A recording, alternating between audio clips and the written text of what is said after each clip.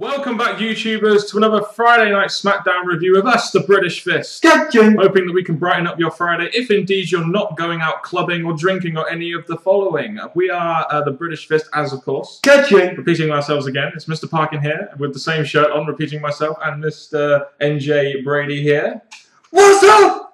What's up, indeed. Subscribe to us, please. Comment your thoughts on Smackdown down in the comment section below. This Smackdown resided from the UK. The second show they've done, and yeah, let's just get straight onto this. And make sure you contact us in the links in the description box below, please. It was pretty much all matches, wasn't it? It was quite monotonous. They had video packages of Raw stuff, which we're not going to talk about, but Smackdown this week just reeked of monotony, didn't it? Because it was just match, match, match, match. Oh, another match, match. I will say this though, with Raw being full, yeah, with the odd matches and long promos, Triple H long promos, other promos. I guess with Smackdown, yes, it's not the most concentrated show. If you wanted a wrestling show, you got it here. Yeah, I mean, the wrestling was pretty decent on this show, I'll admit, and I did watch most of the matches. So we opened up the show. I was surprised this opened. Jack Swagger versus Alberto Del Rio in a no disqualification match. You know, they had a match last week which Del Rio won. Swagger won the match this week. It was another segment where Dolph Ziggler wasn't there, so it was kind of hard to care about it, and it's just backing up my theory of the fact that WWE don't really trust Dolph Ziggler that much because they're putting all the focus on Swagger and Del Rio like they did going into WrestleMania. But I do admit that there is a logistical reason there why Ziggler isn't there, because he's on a separate part of the European tour as to what SmackDown is right now, even though he's the World Champion for SmackDown. Well, we spoke about last week that Ziggler could do his own segment, his own show. I think with matches like this, because next week it's going to probably be something completely different between Swagger and Del Rio. This was really Ziggler's last probably chance for a few weeks to actually be involved somehow, commentary or involved in the match. But again, the match itself, it went down between the two possibly number one contenders. Yeah, I mean, it is going to be a triple threat match, so they're both technically number one contenders. You had kendo sticks, chairs, you had a ladder use. It was a decent no DQ match, a different way of starting off SmackDown than the usual opening promo which set up the main event. Del Rio won last week, like I said, so Swagger rightfully wins this week, as he should have done. Layla versus Aksana, I should say. This is only there really to get the British-born Layla on there, the British-Moroccan-born Layla, I should say. I didn't really care about this, but Layla won anyway. Yep.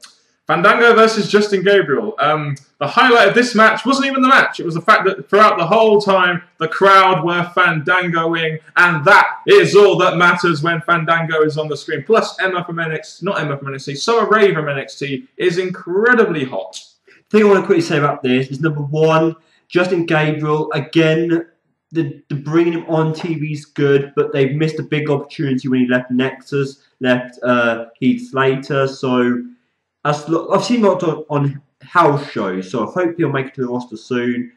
Fandango, again, would say this and make this a thing. He's not actually over, his music's over. His music is very over, but by association, that makes Fandango over. And you can notice how the British crowd were Fandangoing a lot throughout this show. Big Show versus Sheamus. You know, these two generally have good matches. I've seen them on pay-per-view a lot. You know, again, another standard match between these two. These two work very well together. We could say that this is a repeated match, but because of the storyline, slowly building it from this, it made sense. And yes, these have faced each other before, but pretty good match. You have Big Show winning after Mark Henry provides a distraction. That forwards on the Sheamus and Mark Henry feud, which could go somewhere good. I'm still questioning that. I'm looking forward to Raw to see what the more reason is, apart from that's what I do. But any continuation to make this hyped up for the pay-per-view, I'm all for. That's what I do, is a much enough reason for Mark Henry to feud with any babyface. Wade Barrett versus William Regal. This is a weird one, isn't it? William Regal, the hometown boy, versus Wade Barrett, the hometown boy. Barrett wins very quickly. No surprise there. Both got very good reactions, as we imagined.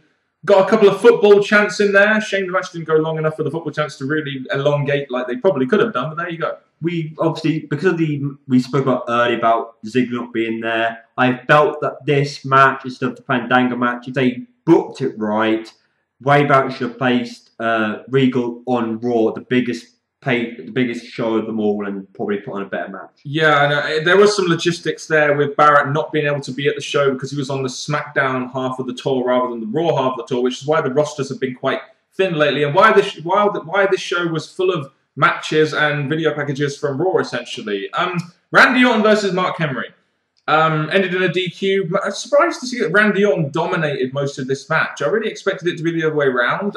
Did a good job of getting the crowd going, though. I'm going to admit that. With this match, it was hard. Yes, this is a feud that still could possibly happen somewhere down the line, unless they turn Orton heel. But I think, yes, with Orton looking strong over Mark Henry, you expect Mark Henry to look strong. But I think we all know Mark Henry's a strong one, and Orton doesn't do any jobs. And JBL did a good job of putting over Mark Henry on commentary as the world's strongest man. Sheamus interferes and bro kicks Mark Henry to once again continue on that feud and cause a disqualification to allow Mark Henry to win. Then Randy Orton, of course, as usually does, hits an RKO on Mark Henry. Yeah, it's just a standard what used to be main event of SmackDown. But we got a special treat this week. Generally, the babyfaces finish on top of SmackDown.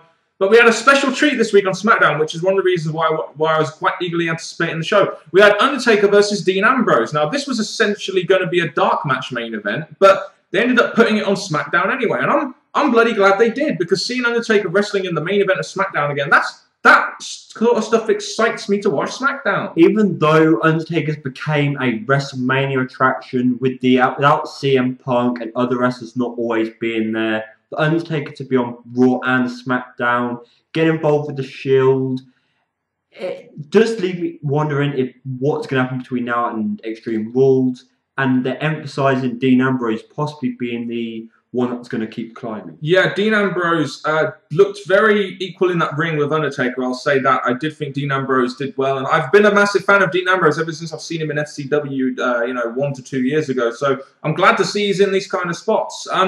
So you have Ambrose tapping out of the Hell's Gate. No surprise here that Undertaker won, because we've got to remember, it wasn't a SmackDown main event. It was supposed to be a dark match main event, which the babyfaces generally win.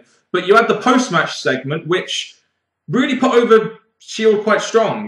Team Hell No wasn't there because they were off on a different part of the European tour. You had Reigns spearing Taker through the barrier after some resistance from Undertaker. And then you had Ambrose beating down on Taker with a chair, and they put him through the table to finish off the show. And, if you want to make a faction look good, you take a legend like Undertaker and you do that kind of stuff with the faction. And if we go past the fact they teased probably attacking Undertaker beforehand, and they actually done it this week. Yes, it wasn't done on Raw, but again, it's been seen now. People have seen that happen, and the Shield have an upper hand over a big name. Indeed, and it was a good way to end the show. It was a good way to end the show. If this SmackDown maybe had a bit more variety, maybe a promo or two in there or something, might have been a better show. The wrestling in general was pretty good. I mean, the opener was pretty good. The main event or dark match main event was pretty good. Sheamus Big Show was even a decent television match. It's just, again, it was just a very monotonous show. Some storylines were continued. It's just, you can tell that they're going over the UK with a very limited roster, and the SmackDown tour and the Raw tour are kind of making these shows a little bit limited on roster. But overall, better than usual SmackDown. I was entertained by this SmackDown. I'm going to give this SmackDown a thumbs up. Yes, you could have done more if Ziggler was there.